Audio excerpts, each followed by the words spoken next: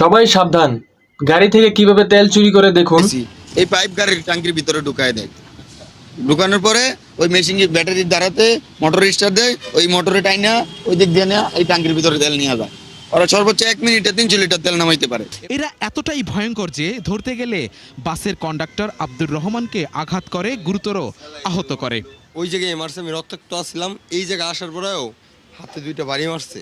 মোটামুটি আমি খারাপ অবস্থায় আছি, কারণ আমার দাঁতে প্রচণ্ড ব্যথা করতেছে। 4টা দাঁত যেহেতু ভাঙে পড়ে গেছে, 2টা অলরেডি পড়ে গেছে আর 2টা ঝুলে আছে।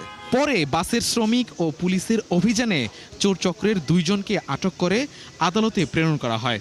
আমাদের নাইট গার্ড অনেকবার এই গাড়ি ধরার জন্য চেষ্টা করেছি, আমরা রাস্তা ব্যারিকেড দিয়েছি গাড়ি ধরার জন্য। এই গাড়ি আমাদের 2টা লোক আহত আছে পঙ্গু, এখন তার 2টা পাও নাই 2টা লোকের। এই গাড়ি ওই গাড়ির উপর দিয়ে চালাই দিছে। পুলিশ জানায় এই চক্রের সাথে আরও কোনো সদস্য জড়িত আছে কিনা তা অনুসন্ধান করা হচ্ছে। তেল নিয়ে দেশের মধ্যে একটা মারামারি সৃষ্টি হচ্ছে, যেখানে মানুষ আহাজারি করতেছে, তেল পায় না, অথচ তারা তেল চুরি করতেছে দৈনিক।